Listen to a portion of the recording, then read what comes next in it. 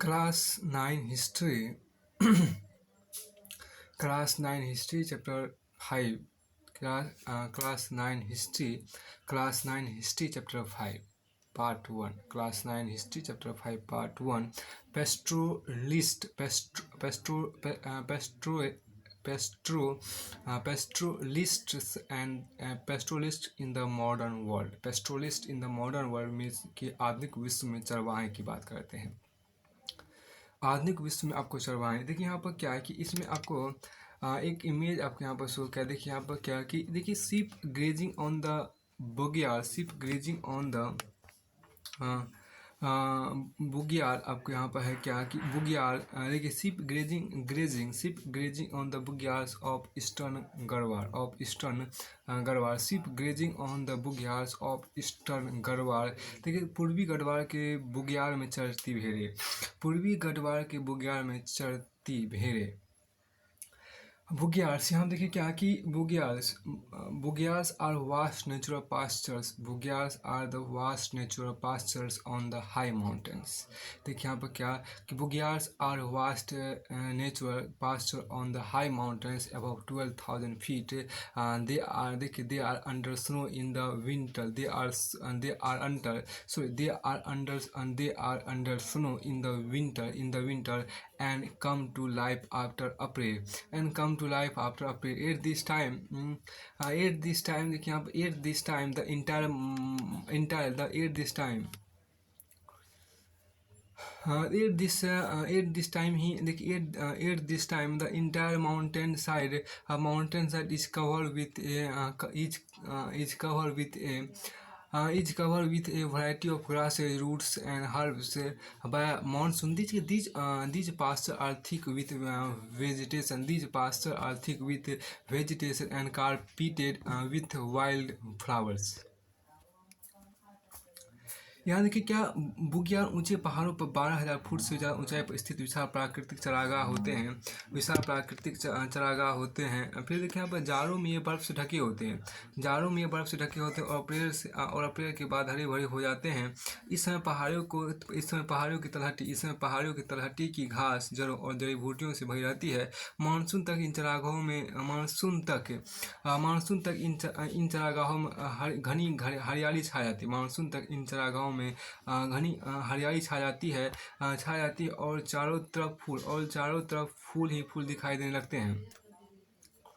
अब देखिए in this chapter you will read about nomadic pastoralists in which, देखिए यहाँ पर क्या,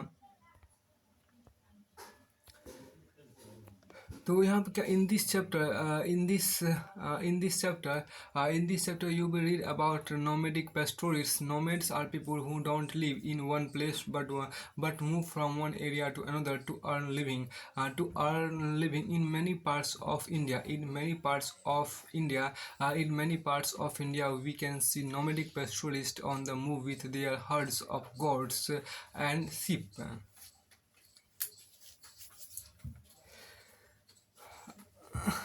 Herds of in this chapter you will read about nomadic pastoralists. Nomads are people who don't live in one place but move from one area to another to earn their living in many parts of India. In many parts of India we can see nomadic pastoralists on the move with their herds of goats and sheep and sheep. देखिए and ship, इसमें थोड़ा सा एक बार फिर से देखिए in this chapter, देखिए in this chapter you will read about nomadic pastoralist. Nomads are people who don't, देखिए nomads are people who don't live in one place but move from one area to another to earn their living. In many parts of India we can see nomadic pastoralists on the move with their herds of goats and sheep or camels and cattle. Have you ever wondered where they are coming from and where they are headed? Do you know how they live and earn what their past has been? इस अध्याय में आप घुमंतु चरवाहों के बारे में पढ़ेंगे। इस अध्याय में आप घुमंतु चरवाहों के बारे में पढ़ेंगे। घुमंतु ऐसे लोग होते हैं जो किसी एक जगह पर टिक कर नहीं रहते, बल्कि रोजी रोटी के जुगाड़ में यहाँ से वहाँ घूमते रहते। देखिए यहाँ पर देश के कई हिस्सों में हम घुमंतु चरवाहों को अपने जानवरों के साथ आते जाते देख सकते हैं। चरवाहों किसी टोली के पास भेड़ बकरी का रेवड़ या झुंड होता है, तो किसी के पास ऊँट या अन्य मवेशी रहते हैं। क्या उन्हें देखकर आपने कभी इस बारे में सोचा है कि वे कहाँ से आए हैं और कहाँ जा रहे हैं? क्या आपको पता है कि वे कैसे रहते हैं? उनकी आमदनी के साधन क्या, उनका अतीत क्या था? इसमें देखिए क्या कि पेस्टोलिस्ट आपको होता है। Pastoralist rarely enter the page of history text books. देखिए आप क्या कि pastoralist rarely enter the page of history text book. When you read about the economy, whether in your classes of history और economics, you will learn about agriculture and industry. Sometimes you read about sometimes देखिए यहाँ पर क्या कि sometimes you read about artisan but rarely about pastoralists. But rarely about pastoralists, as if their lives don't matter. Has if their lives don't matter, as if they are figure from the past who have no place in modern society. अब यहाँ देखो चरवाहों के इतिहास की पुस्तकों में विरले ही जगह मिल पाती है। चरवाहों के इतिहास की पुस्तकों में विरले ही जगह मिल पाती है। जब भी आप अर्थव्यवस्था के बारे में पढ़ते हैं, फिर चाहे वो इतिहास की कक्षा हो या अर्थशास्त्र की, सिर्फ कृषि और उद्योग के बारे में पढ़ते हैं। कभी कभार इन कक्षाओं में कारीगरों के बारे में भी पढ़ने को मिल जाता है, लेकिन चरवाहों के बारे में पढ़ने लिखने को ज़्यादा कुछ नहीं मिलता। मानो उनकी ज़िंदगी कोई मात्रा भी ना हो। अक्सर मान लिया जाता है कि वे ऐसे लोग हैं जिनके लिए आज की आधुनिक दुनिया में कोई जगह नहीं, जैसे उनका दौर बीत चुका हो। अब यहाँ पर आगे कहा था क्या, in this chapter you will see how pastoralism has been important in societies like India and Africa. You will read about the way you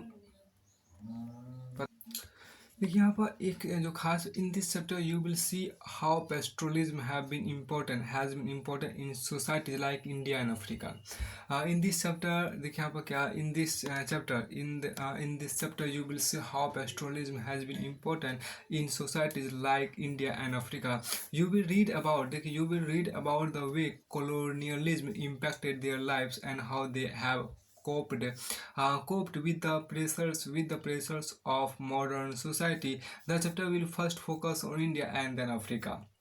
देखिए इस अध्ययन में आप देखेंगे भारत और अफ्रीका जैसे समाजों में चरवाही का कितना महत्व है। यहाँ आप जानेंगे उपनिवेशवाद ने उनकी जिंदगी पर कितना गहरा असर डाला है और इन समुदायों ने आधुनिक समाज के दबावों को किस तरह सामना किया है। इस भाग में हम पहले भारत और उसके बाद अफ्रीका के चरवाहों की ज़िंदगी का अध्ययन करेंगे। नेक्स्ट यहाँ पर जो लाइन है वो देखिए, pastoral nomads and their movements की बात करते हैं। पेस्टोरल नोमैड्स, यहाँ देखिए घुमंतु चरवाहे और उनकी आवाजाही की बात हम करते हैं। Pastoral nomads and their movement, pastoral nomads and their movement की हम बात करते हैं। Pastoral nomads and their movement मतलब क्या, घुमंतु चरवाहे और उनकी आवाजाही की हम बात करते हैं। Pastoral nomads and their movement, घुमंतु चरवाहे, पेस्टोरल नोमैड्स मतलब क्या, घुमंतु चरवाहे एंड देयर मूवमेंट और उनकी आवाज़ है, उनका गतिविधि। देखिए इन द माउंटेन, पहाड़ों की बात सबसे कर लेते हैं। यहाँ पर पहाड़ों की जो बात वो यहाँ पर देखिए even today the Gujjar Bakarwals of Jammu and Kashmir are great herders of goat and sheep. Many of them migrated to this region in the 19th century in search of pasture for their animal. Gradually over the decades they established themselves in the area and move annually between their summer and winter grazing grounds. In winter when the high mountains were covered with snow, they lived with their herds in the low hills of the Shivalik range. The dry scrub forest here provide pasture for their herds. By the end of April, they began their northern march for their summer grazing grounds. Several thousands came together for this journey. several thousands came together for this journey, forming what is known as as a Khalifa. They crossed the Pir Panjal Passes and entered the valley of Kashmir with the onset of summer. The snow melted and the mountain sides were lush in the variety of the variety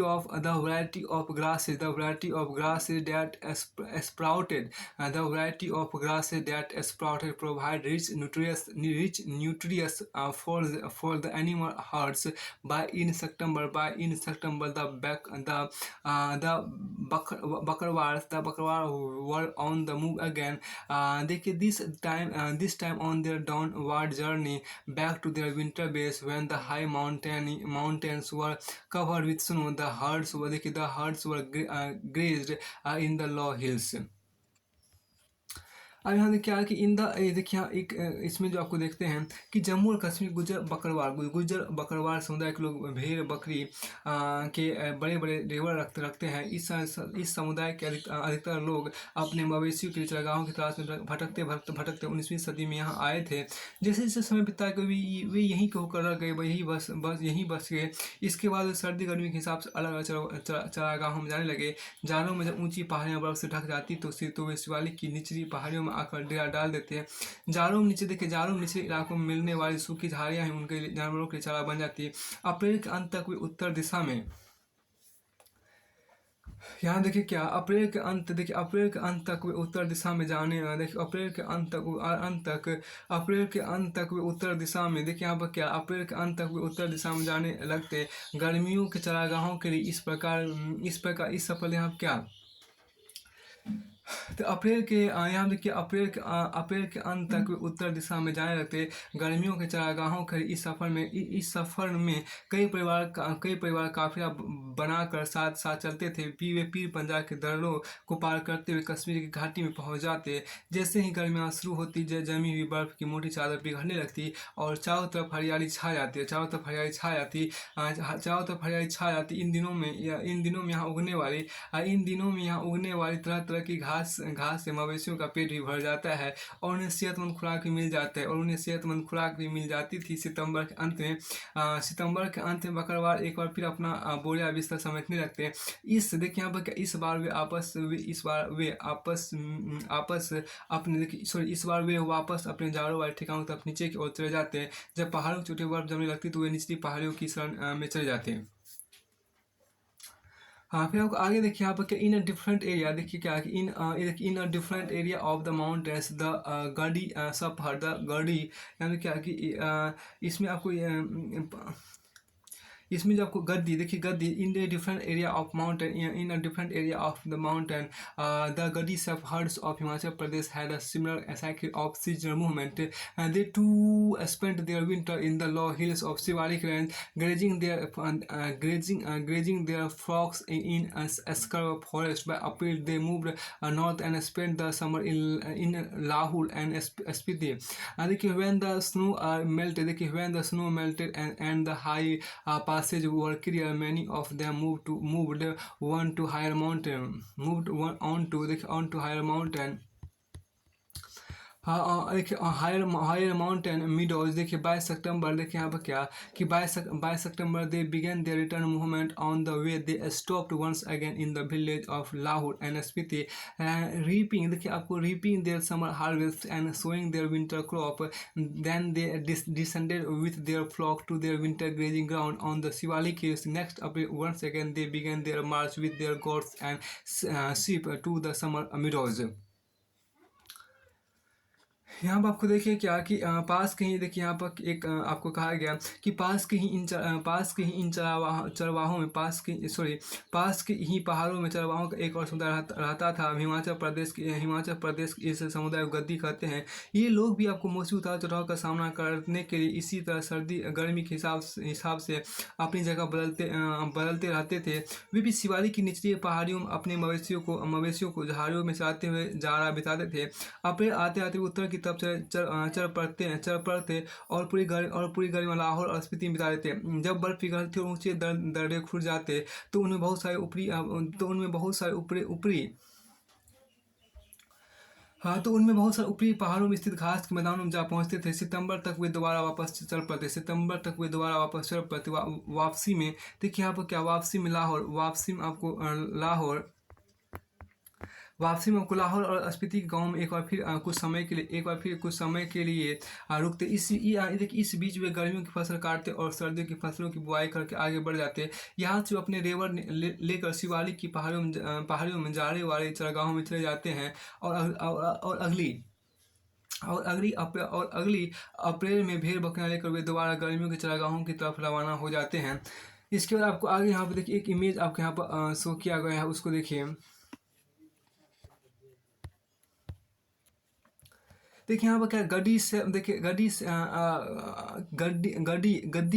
C Bing सीयरेड, Gaddi C Bing देखिए, गद्दी सी Bing सीयरेड, इसका मतलब गद्दी भेड़ की ऊन उतार, गद्दी जो है वो भेड़ की ऊन उतार रहे हैं।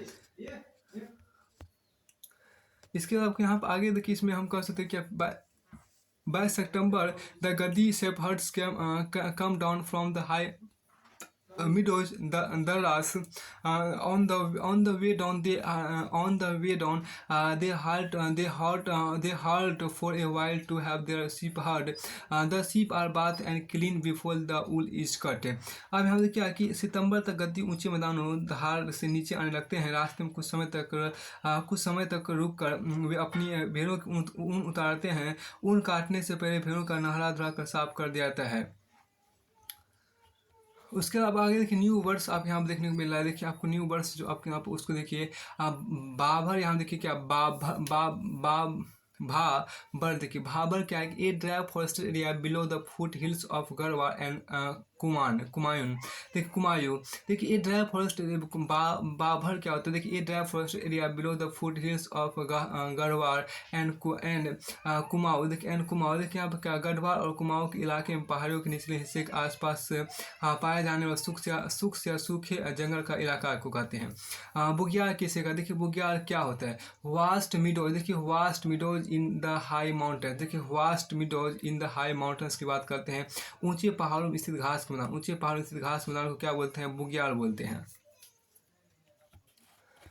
हाँ, अब आगे यहाँ देखिए क्या है कि गड्डी एक जो आपको यहाँ चीज़ें, तो उसको यहाँ पर देखिए। तो यहाँ पर देखिए Gaddi waiting for shearing to begin. देखिए यहाँ पर क्या कि ऊन उतरने का, यहाँ पर गड्डी देखिए इसमें आपको यहाँ पर कहा गया कि गड्डी देखिए, Gaddi is waiting for shearing to begin.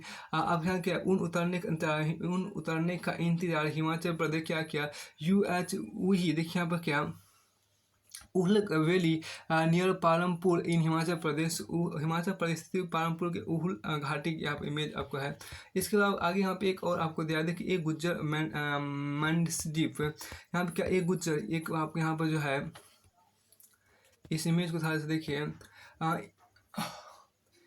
देखिए एक गुज्जर मंडप ऑन द हाई, एक गुज्जर मंडप on the high mountains in the central Garhwal. The Gujjar cattle herds live in these mandaps made of ringal, a hill bamboo and grass from the Bugyal. A mandap was also a workplace. Here the Gujar used to make ghee, which they took down from sale.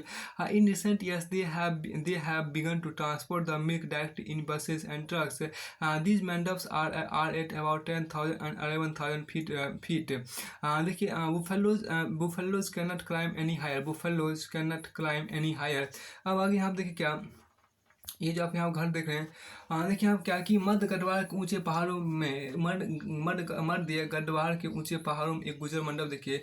गुजर गलेरियों बुग्याल में मिलने वाला rigger एक तरह का पहाड़ी और बांस और घास में बने मंडपों में रहते हैं। इन्हीं मंडपों के इस्तेमाल कार्यस्थल के रूप में भी होता है। यहाँ गुजर घी निकालते थे और उसे बेचते थे। हाल के सालों में वे बसों और ट्रकों में भरकर भी दूध ले जाने लगे हैं। ये मंडप 10,000 से 11,000 फुट की ऊंचाई पर होते हैं। भैंस इससे ज़्यादा ऊंचाई पर नहीं जा सकती। अब इसके बाद आपको आगे यहाँ पर देखिए, एक आपको यहाँ पर सोर्स ए की बात हम थोड़ा सा कर लेते हैं। जो सोर्स ए है उसको यहाँ पर देख लीजिए।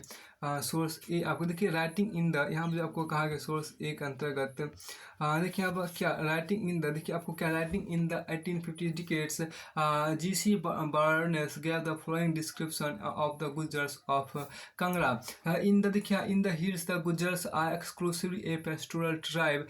They cultivate scarcely at all. The देखिए the Gaddis keep flocks of sheep and goats, and the Gujars wealth consists of buffaloes. These people देखिए these people live in the skirts of the forest and maintain their existence exclusively by the sale of the milk, ghee, and the other produce of their herds. The men देखिए the men graze the cattle and frequently lie out for weeks in the woods tending their herds. The women repair to the markets. The women repair to the markets every morning with baskets on their heads, with little earthen pots filled with milk, buttermilk, and ghee. Each of these pots containing the proportion required for a day's meal. During the hot देखिए यहाँ पर क्या कि during the hot weather the Gujars usually drive their herds to the upper range where the buffaloes rejoice in the rich grass which यहाँ देखिए which the rains bring forth and at the same time attain condition from the temperate climates and the immunity from venomous flies that torment their existence in the plants. अब आगे देखिए 1850 के देखिए यहाँ पर क्या 1850 के दशक में G.C. बॉर्न्स ने कांगड़ा के गुजरों का वर्णन इस प्रकार किया था। पहाड़ियों में रहने वाले गुजर शुद्ध चरवाहे कबीले के लोग हैं। यहाँ क्या कि देखिए पहाड़ियों में रहने वाले गुजर शुद्ध चरवाहे कबीले के लोग हैं। वे लगभग ना के बराबर खेती करते हैं। गद्दियों के पास भेड़ बकरियाँ होती है जो गुजर गाय भैंस पालते हैं। ये लोग जंगलों के देखिए क्या ये लोग जंगलों के किनारे रहते हैं। देखिए ये लोग जंगलों के किनारे रहते हैं और दूध घी और मवेशियों से मिलने वाली दूसरी चीज़ें बेचकर अपना पेट पालते हैं। घर के मर्द मवेशियों को चराने ले जाते हैं और कई बार हफ्तों तक घर नहीं लौटते। इस बीच वे जंगल में अपने लेबर के साथ ही रहते हैं। औरतें सिर पर टोकरियाँ और कंधे पर हौडियाँ लटका कर रोज बाजार चली जाती है और उनकी हांडियों में दूध मक्खन और घी आदि होता है। देखिए वे सिर्फ इतनी ही चीज़ें बाजार में ले जा पाते जितनी घर चलाने के काफ़ी होती है। जितनी घर चलाने के लिए काफ़ी होती है। गर्मियों में गुजर देखिए यहाँ पर क्या है कि गर्मियों में क्या है आपको जितनी आपको यहाँ पर देखिए वे सिर्फ इतनी चीज़ें बाजार में ले जा पाते जितनी घर चलाने के काफ़ी जितनी गर्मियों में गुजर अपने लेबरों को प्राय ऊपरी इलाकों में लेकर चले जाते हैं जहाँ उनकी भैंसे को ना देखिए यहाँ पर क्या जहाँ उनकी भैंसों ना केवल बहुत सारी हरी भरी बरसाती घास मिल जाती है और वे शीतोष्ण देखिए यहाँ पे क्या है कि गर्मियों में गुजर अपने लेबरों को लेकर प्राय ऊपरी इलाकों में चले जाते हैं जहाँ उनकी भैंसों को ना केवल बहुत सारी हरी भरी बरसाती घास मिल जाती है। वे शीतोष्ण ना ज़्यादा ठंडा ना ज़्यादा शीतोष्ण मतलब ना ज़्यादा ठंडा ना ज़्यादा गर्म होता है। देखिए शीतोष्ण ना ज़्यादा ठंडा और ना ज़्यादा गर्म होता है। देखिए शीतोष्ण मतलब ना ज़्यादा ठंडा देखिए और वे शीतोष्ण ना ज़्यादा ठंडा ना ज़्यादा गर्म मौसम के हिसाब से खुद को ढाल लेती है। बल्कि उन जहरीली मक्खियों से भी छुटकारा मिल जाता है जो मैदान उनका जीना मुहाल किए रहते हैं। देखिए यहाँ पर आपको जो कहा उसको थोड़ा सा देखिए कि फर्दर टू ईस्ट क्या देखिए further to the east in Garhwal and Kumaon, the Gujar cattle herders came down to the dry forest of the Bhabur in the winter and went up to the high meadows. The Bugyars in summer, many of the many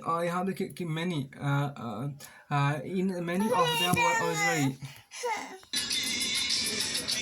देखिए हम further to the east, further to Garhwa and Kumaon, the Gujarat herders came down to the forest of Bhabar, Bhabar in the winter and went up to the high meadows. The Bughyals in summer, many of them were originally from Jammu and came to the UP hills in the 19th century in search of food pasture.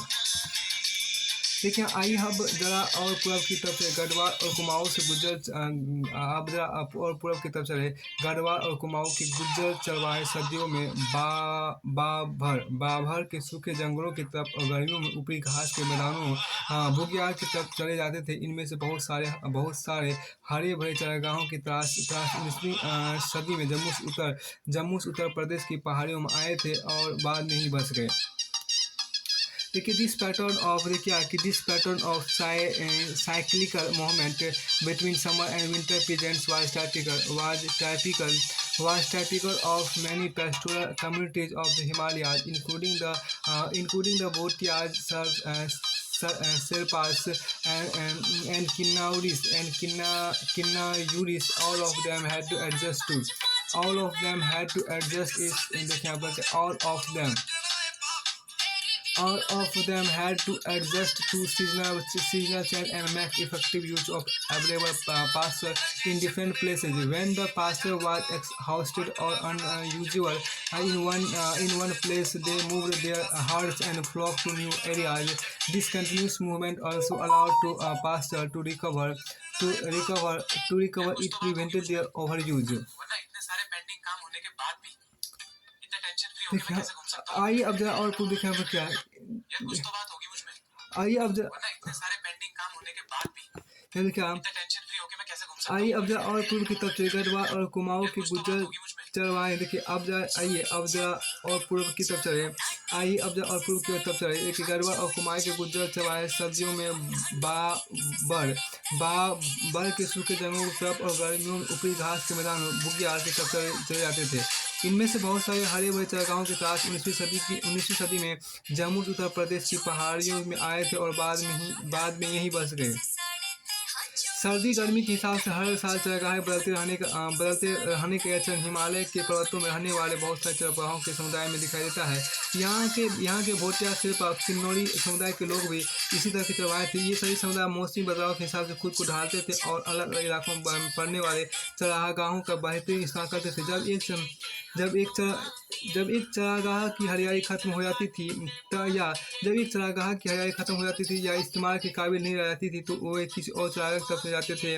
इस आवाजाही से चरागाह जरूरत से ज़्यादा इस्तेमाल से बच भी जाते थे और उनमें दोबारा हरियाली जिंदगी लौट आती थी।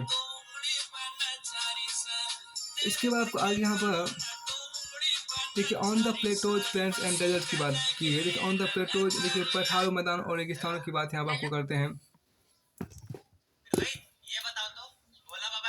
देखिए यहाँ पर क्या कि on the plateaus plain and deserts देखिए on the plateaus plain and deserts की बात करते हैं। On the plateaus plains and deserts की बात करते हैं पठारों मैदान और रेगिस्तानों में।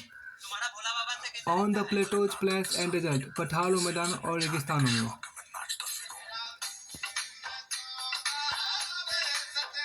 देखिए अब कहा गया not all pastoralists operated in the mountains. Not all pastoralists operated in the mountains. They were also to be found in the plateaus, plains and the deserts of India. देखिए not all pastoralists देखिए यहाँ पर क्या not all pastoralists operated in the mountains. They were also to be found in the plateaus, plains and deserts of India. चरवाहे सिर्फ पहाड़ों में नहीं रहते थे, वे पठारों मैदान और रेगिस्तानों में बहुत बड़ी संख्या में मौजूद थे। देखिए यहाँ पर क्या कि इसमें not all the pastoralists operated in the mountains. They were also to be found in plateaus, plains and deserts of India. चरवाहे सिर्फ पहाड़ों में रहते थे, वे पठारों मैदान और रेगिस्तानों में भी बहुत संख्या मौजूद थे। देखिए यहाँ पर क्या धंगर्स देखिए यहाँ पर धंगर्स जो आपको धंगर्स हुआ an important pastoral community of Maharashtra in the early 20th century. Their population in this region was estimated to be 4,67,000. Most of them were shepherds, some were blanket weavers and still other were buffalo herders. The Dhangar देखिए Dhangar shepherd stayed in the center plateau of Maharashtra during the monsoon. Like, this was a semi-arid region with low rainfall and poor soil. It was covered with thorny scrub, nothing nothing but dry crops, but dry crops like bajra could be sown here. In the monsoon, this tract became a vast grazing ground for the Dhangar flocks. By October, the Dhangars harvested their bajra and started on their move west. After a march of about a month, they reached the Konkan. This was a flourishing agricultural tract with high rainfall and rich soil. Here the shepherd,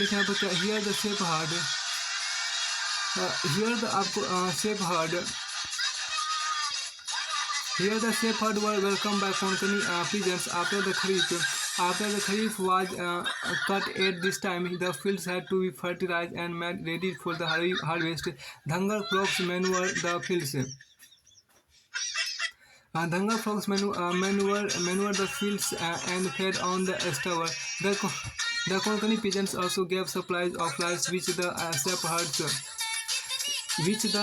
shepherd took back to the plateau where grain was scarce. With the onset of the monsoon, the Dhangars left the Konkan and the coastal areas with their flocks and returned to their settlements on the dry plateau. The sheep could not tolerate the wet monsoon condition. The sheep could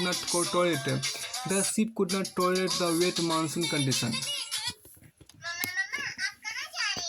यहाँ क्या कि चरवाहे सिर्फ पठारों में रहते थे। चरवाहे सिर्फ पठारों पे ही नहीं रहते थे। वे पठारों मैदान और रेगिस्तानों में बहुत बड़ी संख्या में मौजूद थे। धंगर महाराष्ट्र के जाना माना चरवाहा समुदाय। धंगर एक महाराष्ट्र के जाना माना समुदाय है। 20वीं सदी की शुरुआत में समुदाय की आबादी लगभग 4,67,000 थी। उनमें से ज़्यादातर गड़ेरिया या चरवाहे थे। हालांकि कुछ लोग कंबल और चादर बनाते थे, जबकि कुछ भैंस पालते थे। गड़ेरिया बरसात के दिनों में महाराष्ट्र के मध्य पठारों में रहते थे। यह एक अर्धशुष्क इलाका था, बारिश बहुत कम होती थी। यहाँ एक अर्धशुष्क इलाका था जहाँ बारिश बहुत कम होती थी और मिट्टी भी खास उपजाऊ नहीं थी। फिर यहाँ क्या उनमें से जबकि कुछ भैंस धंगर गड़ेरिए बरसात के दिनों महाराष्ट्र के मध्य पठारों में रहते थे। यह एक अर्धशुष्क इलाका था जहाँ बारिश बहुत कम होती थी और मिट्टी भी खास उपजाऊ नहीं थी। चारों तरफ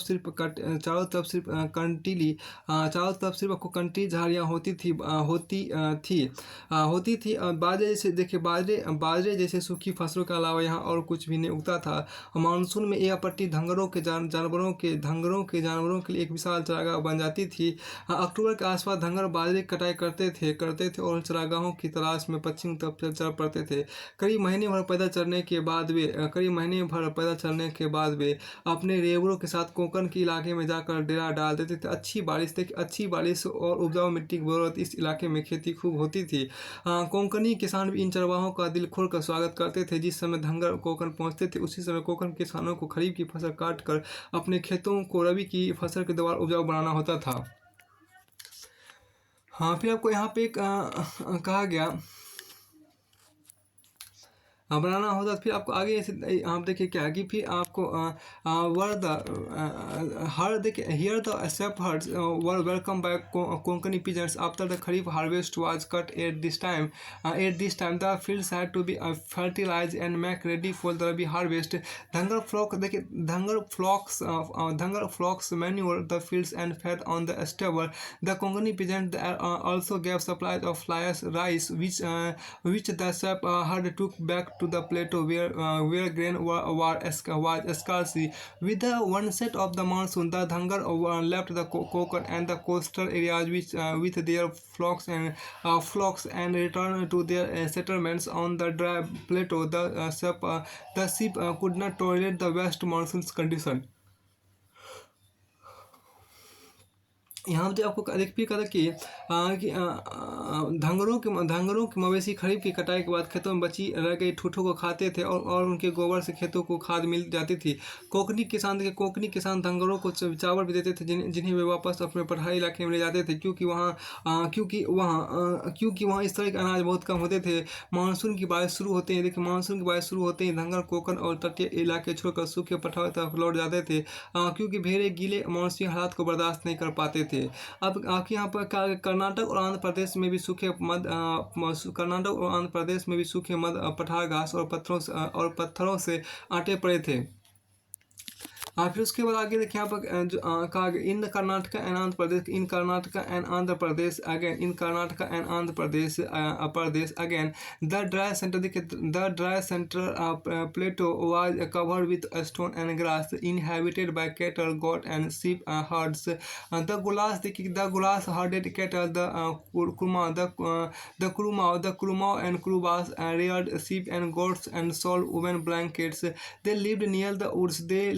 They lived near the woods, cultivated a small patches of land, engaged in a variety of petty trades, and took care of their herds. Unlike the mountain pastoralists, it was not the cold and the snow that defined the seasonal rhythms of their movement. Rather, it was the alternation of the monsoon and dry season. In the dry season, they moved to the coastal tracts and left when the rains came. Only buffaloes like the swampy, wet condition of the coastal areas during the monsoon months. Other herds had to be shifted to the dry plateau at this time. यहाँ देखिए क्या आपको कर्नाटक और आंध्र प्रदेश में भी सूखे मध्य पठार घास और पत्थरों से अटे पड़े थे। इनमें मवेशी, भेड़, बकरी और गैरों का वही बसेरा रहता था। इन बसेरा आपको रहता था। उसके बाद देखिए क्या कि जहाँ यहाँ गोला समुदाय, देखिए यहाँ गोला समुदाय के लोग गाय भैंस पालते थे, जबकि कुरुमा और कुरुबा समुदाय भेड़ बकरियाँ पालते थे और हाथ के बुने कम्बल बेचते थे। ये लोग जंगलों और छोटे छोटे खेतों के आसपास रहते थे। वे अपने जानवरों की देखभाल के साथ कई दूसरे काम धंधे भी करते थे। पहाड़ी चरवाहों, देखिए पहाड़ी चरवाहों के विपरीत यहाँ के चरवाहों का एक स्थान से दूसरे स्थान जाना सर्दी गर्मी से तय नहीं होता था। ये लोग बरसात और सूखे मौसम के हिसाब से अपनी जगह बदलते थे। सूखे महीनों में तटीय इलाकों की तरफ चले जाते थे, जबकि बरसात शुरू होने पर वापस चल देते थे। मानसून के दिनों में तटीय इलाकों में जिस तरह के गीले दलदली हालात पैदा हो जाते थे, वे सिर्फ भैंसों को ही रास आ सकते थे। ऐसे समय बाकी जानवरों को सूखे पठारी इलाकों में ले जाना जरूरी था। चरवाहों में देखिए क्या चरवाहों में एक जाना पहचाना नाम बंजारों का भी है। बंजार उत्तर प्रदेश, पंजाब, मध्य प्रदेश और महाराष्ट्र के कई इलाकों में रहते थे। ये लोग बहुत दूर दूर तक चले जाते थे और रास्ते में अनाज और चारे के बदले गाँव वाले को खेत जोतने वाले जानवरों की दूसरी चीज बेचते थे। और देखिए रास्ते में अनाज और चारे के बदले गाँव वालों को खेत जोतने वाले जानवरों को और दूसरी चीज बेचते जाते थे। जहाँ भी जाते थे अपने जानवरों के अच्छे चारागाह की खोज में आते थे। यहाँ देखिए बंजारा वर येट अनदर, देखिए Banjara were yet another well known groups of graziers. They were to be found in the village of Uttar Pradesh, Punjab, Rajasthan, Madhya Pradesh and Maharashtra in search of food pasture land. In search of pasture land for the cattle, they moved over long distances, selling plough cattle and other goods to villagers in exchange for grain and fodder. अब आगे हम देखिए कहा गया है कि मैं आपको दिया, देखिए इसमें क्या की आपको है क्या Raika camels grazing on the Thar desert in western Rajasthan की बात यहाँ पर की गई है।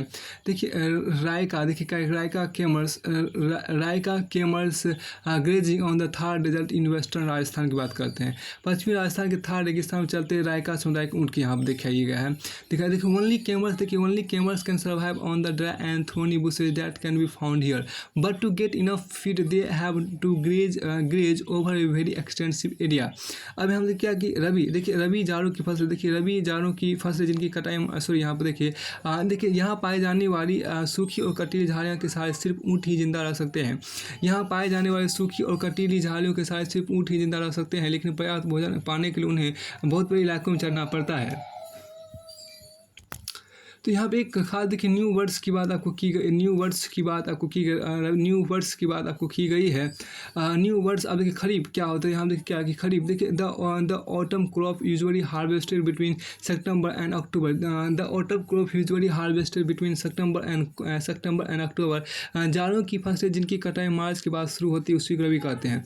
देखिए रबी खरीफ ऐसे यहाँ पर एक मिनट रुको यार, यहाँ पर खरीफ है, खरीफ क्या देखिए the autumn kharif the autumn crop usually harvested between September and October. देखिए खरीफ क्या सितंबर से अक्टूबर मतलब वसंत ऋतु में होने वाली सितंबर अक्टूबर में कटने वाली सितंबर अक्टूबर में कटने वाली जो आपको फसलें होती है आपको उसी को हम खरीफ बोलते हैं। देखिए usually harvested between September and October, तो सितंबर अक्टूबर में कटने वाली जो फसलें होती है उसी को हम खरीफ फसल बोलते हैं।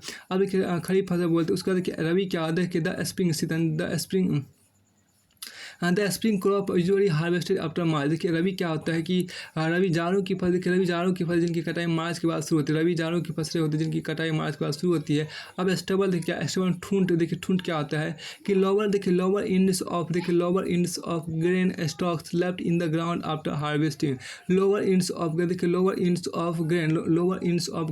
Stocks left in the ground after harvesting. ठूंठ पौधे की कटाई के बाद जमीन में रह जाने वाली उनकी जड़ को ठूंठ बोलते हैं। यानी क्या यहाँ पर आपको तो यहाँ क्या कि stubble lower ends of grain, देखिए lower ends of grain stalks left in the ground after harvesting से ठूठ बोलते हैं। पौधे कटाई के बाद जमीन में रह जाने वाली जड़ को क्या बोलते हैं, स्टेबल बोलते हैं, ठूठ बोलते हैं। फिर आपको आगे यहाँ पर है, इसके बाद आगे यहाँ पर आपको है कि बंजारा वर्ड सोर्स बी को यहाँ पर देखिए, सोर्स बी जो आपके यहाँ पर है देखिए बहुत सारे आपको सोर्स भी the accounts of many travel tell us about the life of pastoral groups in the early 19th century. Buchanan visited the Gulas during his travel through Mysore. He wrote, "The family lived in a small village near the skirts of the woods, where they cultivate a little ground and keep some of their cattle, selling in the town the produce of the dairy. Their families are very numerous, 7 to 8 young men in each being common. 2 or 3 of these attend to the flocks in the woods, while the remainder cultivate their fields and supply the towns with firewood and with straw for thatch." अब यहाँ देखिए बहुत सारे मुसाफिरों के विवरण चरवाहा समुदाय की ज़िंदगी की झलक मिलती है। मिसाल के तौर पर 19वीं सदी की शुरुआत में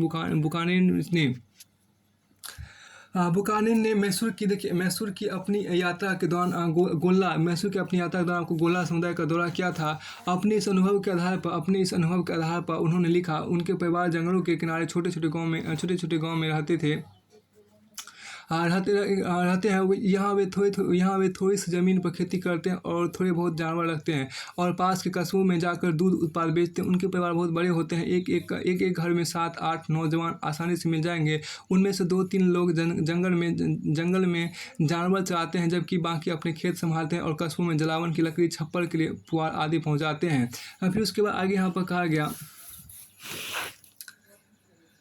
इसके बाद आपको आगे यहाँ पे एक्टिविटी की बात आपको की। एक्टिविटी मतलब क्या, देखिए गतिविधि जो आपको उसको यहाँ पर देखिए, read source A and B write briefly about what they tell you about the nature of the work undertaken by men and women in the pastoral households. देखिए why do you think pastoral groups often live on the edge of forest की बात की गई है। और देखिए यहाँ पर क्या कि स्रोत को और ख को पढ़िए, इन स्रोतों के आधार पर संक्षेप में बताइए कि चरवाहा परिवारों के औरत मर्द क्या क्या काम करते थे। आपकी राय में चरवाहा जंगलों के आसपास ही क्यों रहते हैं। फिर उसके बाद देखिए यहाँ पे एक इमेज और आपको देखिए एक कैमरा हर्डर से, देखिए यहाँ पर क्या एक कैमरा हर्डर इन ही सेटलमेंट्स की बात की गई। देखिए this is on the Thar desert near Jaisalmer in Rajasthan. The camel herders of the region and are Maru desert Raikas and their settlement is called a dhandi. देखिए अपने ऊँट के साथ एक ऊँट पालक यहाँ पर देखिए, यह राजस्थान में जैसलमेर के निकट थार का रेगिस्तान, इस इलाके के ऊँट पालकों को मालवी रेगिस्तान रायका और उनकी बस्ती को डंडी कहा जाता है, डंडी कहा जाता है। अब देखिए in the desert of Rajasthan, यहाँ जो आपको in the desert of Rajasthan lived the Raikas. like the rainfall in the region was meagre and uncertain. On cultivated land, harvest fluctuated every year over vast stretches. No crop could be grown. So the Raikas combined cultivation with pastoralism. During the monsoon, the Raikas of Barmar, Jaisalmer, Jodhpur, and Bikaner stayed in their home village where pasture was available by October. When these grazing grounds were dry and exhausted, they moved out in search of the other pasture and water. And returned again during the next monsoon. One group of Raikas, known as the Maru Desert Raikas, herded camels, and another group reared sheep and goats. फिर देखिए यहाँ पर क्या कि राजस्थान के रेगिस्तानों में रायका समुदाय रहता था। इस इलाके में बारिश का कोई भरोसा नहीं था। देखिए इस इलाके में बारिश का कोई भरोसा नहीं था। होती भी थी तो बहुत कम होती थी, इसलिए खेती की उपज हर साल घटती बढ़ती रहती थी। बहुत से इलाकों में दूर दूर तक कोई फसल होती ही नहीं थी। इसके चलते आपको रायका खेती के साथ साथ चरवाहों का भी काम करते थे। बरसात में तो बाड़मेर, जैसलमेर, जोधपुर और बीकानेर के रायका अपने गांव में रहते थे, क्योंकि इस दौरान उन्हें वही चारा मिल जाता था। पर अक्टूबर आते आते ये चारागाह सूखने लगते थे। नतीजतन ये लोग नए चारागाहों की तलाश में ही दूसरे इलाकों की तरफ निकल जाते थे और अगली बरसात में ही वापस लौटते थे। रायकाओं का एक तबका ऊँट पालता था, जबकि कुछ भेड़ बकरियाँ पालते थे। इस तरह हम देख सकते हैं कि चरवाहा समुदाय की जिंदगी कई चीज़ों के बारे में काफ़ी सोच विचार कर आगे बढ़ती थी। इस तरह हम देख सकते हैं कि चरवाहा समुदाय की जिंदगी कई चीज़ों के बारे में काफ़ी सोच विचार कर आगे बढ़ती थी। उन्हें इस बात का हमेशा ख्याल रखना पड़ता था कि उनके रेबर एक इलाके में कितने दिन तक रह सकते थे और कहाँ पानी और चारागाह मिल सकते थे। उन्हें ना कि इस एक इलाके से दूसरे इलाके में जाने का सही चुनना पड़ता था, बल्कि यह भी देखना पड़ता था कि उन्हें किन इलाकों से गुजरने की छूट मिल पाएगी और किन इलाकों से नहीं। देखिए यहाँ पर क्या कि सफ़र के दौरान उन्हें रास्ते में पड़ने वाले गाँव के किसानों से अच्छे संबंध बनाने पड़ते थे ताकि उनके जानवर किसानों के खेतों में घास चल सके और उनको उपजाऊ बनाते चले।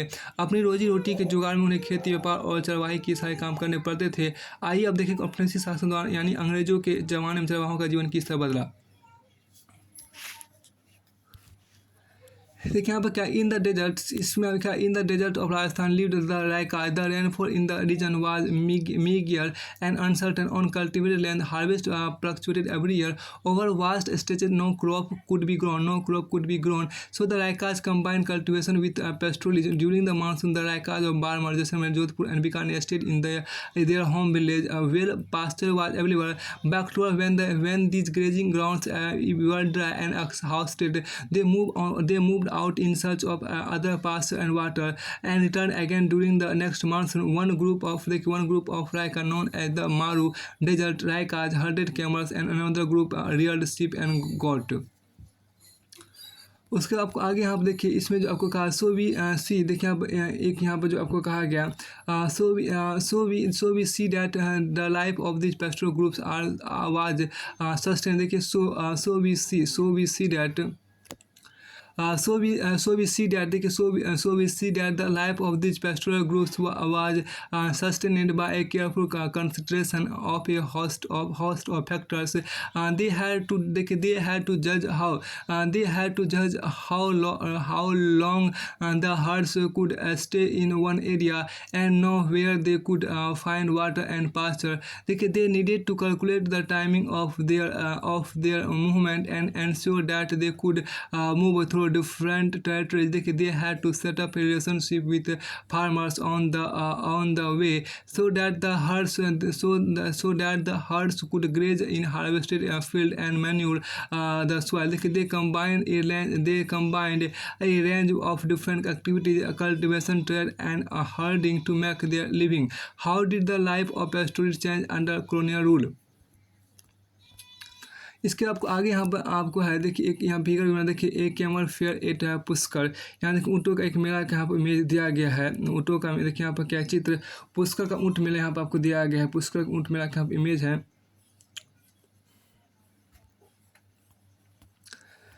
इसके बाद आपको यहाँ पे एक और इमेज दे उसको देखिए कि एक कैमर, देखिए एक camel at Balotra in western Rajasthan. देखिए camel herders come to the fair to sell and buy camels. देखिए द मारू रायकाज also display their expertise in training their camel horses from Gujarat are also brought for sale at this fair। अब यहाँ पे देखिए जो आपको कहा गया, यहाँ देखिए क्या कि पश्चिमी राजस्थान में बड़ोदरा स्थित ऊँट मेला। देखिए यहाँ पर क्या कि इसमें जो आपको कहा गया ऊँट पालक यहाँ ऊँट की खरीद फरोख्त के लिए आते हैं। मेले का मारू राय का ऊँटों के प्रशिक्षण में अपनी महारत का भी प्रदर्शन करते हैं। इस मेले में गुजरात से घोड़े भी लाए जाते हैं। फिर आपको आगे यहाँ पर है, यहाँ एक और इमेज आपको शो किया, उस इमेज को आप यहाँ देखिए। एक इमेज आपके यहाँ पर क्या, ए मारू राय का जेन्यूलॉजिस्ट विथ ए ग्रुप ऑफ रायकाज। यहाँ देखिए क्या कि इसमें जो आपको है क्या कि मारू रायका की वंशावली बताने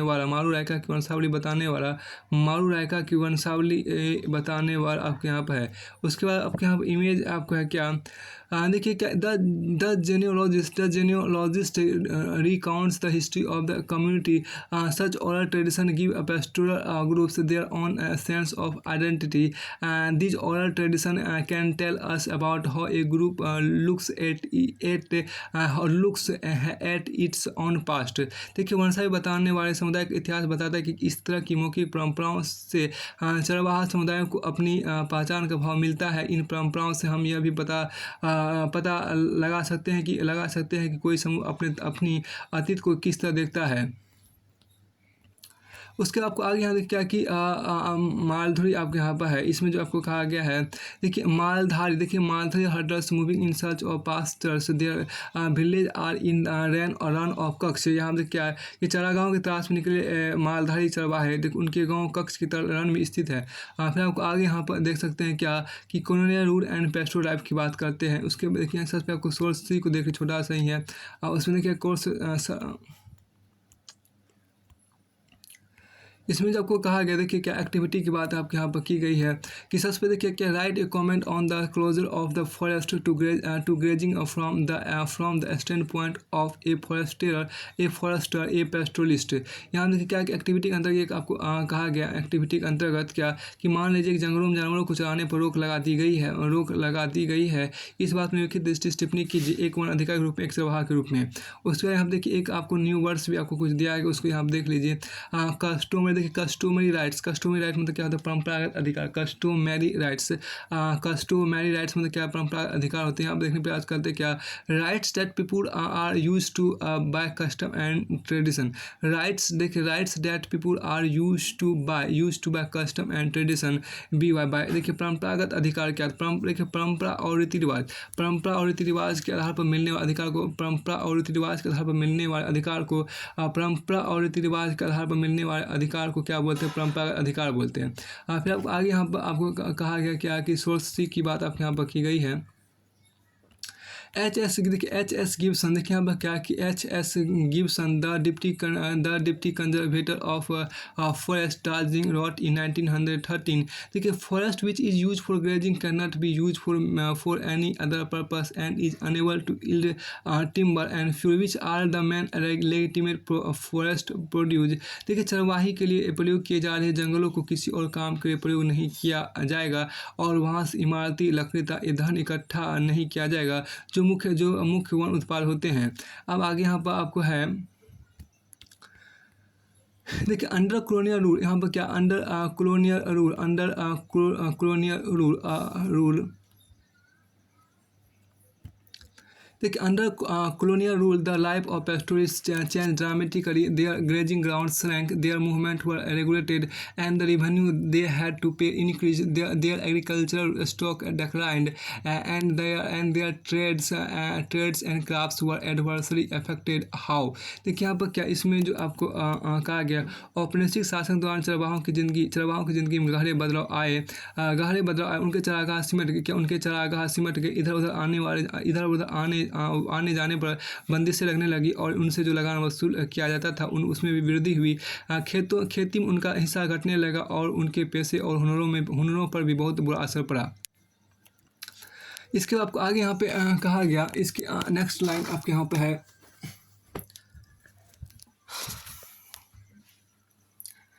देखिए first the colonial state wanted to transfer all grazing lands into cultivated farms. Land revenue was one of the main source of its finance. By expanding cultivation, it could increase its revenue. It could increase its revenue collection. It could at the same time produce more jute cotton, wheat, and other agricultural agricultural produce that were required in England. Two colonial officers, all uncultivated land appeared to be unproductive. It produced neither revenue nor agricultural produce. It was seen as wasteland that needed to be brought under cultivation. From the mid 19th century, rules were enacted in various parts of the country. By these rules, uncultivated lands were taken over and given to certain individuals. These individuals were granted various concessions and encouraged to settle these lands. Some of them were made headmen of village in the newly cleared areas. In most areas, the land taken over were actually grazing tracts and regularly by pastoralists. So expansion of cultivation inevitably meant the decline of pasture and a problem for pastoralists. देखिए यहाँ पर क्या औपनिवेशिक शासन दौरान चरवाहों की जिंदगी में गहरे बदलाव आए। उनके चरागाह सिमट गए, इधर उधर आने जाने पर बंदिश लगने लगी और उनसे जो लगान वसूल किया जाता तो उसमें भी वृद्धि हुई। खेती में उनका हिस्सा घटने लगा और उनके पैसे और हुनरों पर बहुत बुरा असर पड़ा। आइए देखिए ये सब कैसे और क्यों हुआ। पहली बात देखिए, अंग्रेज सरकार चरागाहों को खेती की ज़मीन में तब्दील कर देना चाहती थी। ज़मीन से मिलने वाली लगान उसकी आमदनी का एक बड़ा स्रोत था। खेती का क्षेत्र बढ़ने से सरकार की आय में बढ़ोतरी हो सकती थी। इतना ही से जूट, पटसन, कपास, गेहूं और अन्य खेती चीज़ों के उत्पादन में भी इजाफा हो जाता था। जिनकी यहाँ पर क्या हो जाता था, देखिए खेती के क्षेत्र बढ़ने से सरकार की आय में बढ़ोतरी हो सकती थी। इतना ही नहीं, इससे जूट, पटसन, कपास, गेहूं और अन्य खेती चीज़ों के उत्पादन में भी इजाफा हो जाता था, जिनकी इंग्लैंड में बहुत ज़्यादा जरूरत रहती थी। अंग्रेज अफसर को बिना खेती की ज़मीन का कोई मतलब समझ नहीं आता था। उससे ना तो लगान मिलता था और ना ही उपज। अंग्रेज ऐसी ज़मीन को बेकार मानते थे। उससे खेती के लायक बनाना जरूरी था। इस बात को ध्यान रखते हुए 19वीं सदी के मध्य से देशों के विभिन्न भागों में प्रतिभूमि विकास के नियम बनाए जाने लगे। इन कायदे कानूनों के जरिए सरकार गैर खेतिया जमीन को अपने कब्जे में लेकर कुछ खास लोगों को सौंपने लगी। इन लोगों को कई तरह की रियायतें दी गई और इस जमीन को खेती के लायक बनाने के लिए उस पर खेती करने के लिए जमकर बढ़ावा दिया गया। ऐसे कुछ लोगों को गांव का मुखिया बना दिया गया। इस तरह कब्जे में ली गई ज़्यादातर जमीन चरागाहों की थी। जिनका चरवाहे नियमित रूप से इस्तेमाल किया करते थे। इस तरह खेती के फैलाव चरागाह सिमटने लगे और चरवाहों के लिए समस्याएं पैदा होने लगी। अब देखिए यहाँ पर दूसरी बात जो आपके देख सेकेंड में यहाँ पर जो आपको कहा गया है, देखिए second, by the mid 19th century, देखिए various forest acts were also being enacted in the different provinces. Through these acts, some forests which produce commercially valuable timber like devdar or sal were declared reserve. No pastoralist was allowed access to these forests. Other forests were classified as protected. In these, some customary grazing rights of pastoralists were granted, but their movements were severely restricted. The colonial officer believed that grazing destroyed the sapling and young shoots of trees that germinated on the forest floor. The herds trampled over the sapling and munched away the shoots. This prevented new trees from growing. Second देखिए यहाँ पे क्या कि second by the mid 19th century various forest act were also being enacted in the different provinces. Through these acts, some forests which produce commercially valuable timber like Devda or Sar were declared reserve. No pastoralist was allowed access to these forests. Other forests were classified as protected. In these some customary grazing rights of pastoralists were granted, but their movements were severely restricted. The colonial officer believed that grazing destroyed the sapling and young shoots of trees, and that germinated on the forest floor. The herds trampled over the sapling and munched away the shoots. This is prevented new trees from growing. दूसरी बात यहाँ देखिए क्या है कि 19वीं सदी के मध्य तक आते आते देश के विभिन्न प्रांतों में वन अधिनियम भी पारित किए जाने लगे। इन कानूनों की आड़ में सरकार ने ऐसे जंगलों को आरक्षित वन घोषित कर दिया जहाँ देवदार या साल जैसी कीमती लकड़ी पैदा होती थी। इन जंगलों में चरवाहों के घुसने पाबंदी लगा दी गई। कई जंगलों को सुरक्षित घोषित कर दिया गया। इन जंगलों में चरवाहों को चरवाही के कुछ परंपरागत अधिकार तो दे दिए गए, लेकिन उनकी आबादी पर फिर से बहुत सारी बंदी से लगी रही। औपनिवेशिक अधिकारियों को लगता था कि पशुओं के चरने से छोटे जंगली पौधे और पेड़ों की नई कोपलें नष्ट हो जाती है। उनकी राय में चरवाहों के रेवड़े छोटे पौधे को कुचल देते हैं उनको और कोपलों को खा जाते हैं, जिससे नए पेड़ों की बढ़त रुक जाती है। These forest act These forest act changed the lives of pastoralists. They were now prevented from entering many forests that had earlier provided valuable forage for their cattle. Even in the areas they were allowed entry, their movement were regulated. They needed a permit for entry. The timing of their entry and departure was specified, and the number of days they could spend in the forest was limited. Pastoralists could no longer remain in an area even forage was available. The grass was succulent, and undergrowth in the forest was ample. They had to move because the forest department permits that had been issued to them now ruled their lives. The permit specified the periods in which they could be legally within a forest. If they overstayed, they were liable to fines. हाँ देखिए one अधिनियम में चरवाहों की ज़िंदगी बदल डाली। अब उन्हें वन जंगलों में जाने से रोक दिया गया, जो पहले मवेशियों के लिए बहुमूल्य चारे का स्रोत थे। जिन क्षेत्रों में उन्हें प्रवेश की छूट दी गई, वहाँ भी उन पर कड़ी नज़र रखी जाती थी। जंगलों में दाखिल होने के उन्हें परमिट लेना पड़ता था। जंगल में उनके प्रवेश और वापसी की तारीख पहले से तय होती थी और वह जंगल में बहुत कम ही दिन बिता सकते थे। अब चरवाहे किसी जंगल में ज़्यादा समय तक नहीं रह सकते थे, भले वहाँ चारा कितना ही हो, घास कितनी भी क्यों ना हो और चारों तरफ हरियाली हो। उन्हें इसलिए निकलना पड़ा क्योंकि अब उनकी ज़िंदगी वन विभाग द्वारा जारी किए गए परमिटों के अधीन थी। परमिट में पहले ही लिख दिया जाता था कि वह कानूनन कब तक जंगल में रहेंगे। अगर वह समय सीमा का उल्लंघन करते हैं तो उन पर जुर्माना लगा दिया जाता था। फिर इसके बाद आपको आगे यहाँ पर है इसके बाद देखिए यहाँ पर ये सारी जो चीज़ें थी ये आपको पूरी तरह से हो गई। अब यहाँ पर देखिए एक वर्ड आपके यहाँ पर है कस्टमरी राइट्स। आपके यहाँ पर देखिए कस्टमरी राइट क्या होता है, देखिए rights that people are use by custom and tradition. परंपरागत और रीति रिवाज के आधार पर मिलने वाले अधिकार को परंपरागत अधिकार बोलते हैं। यहीं तक आप रखिए इसी पेज तक। पेज नंबर आपको कितना है, तो पेज नंबर आपको 104 तक ही रखिए। इसके बाद आपको आगे यहाँ पर है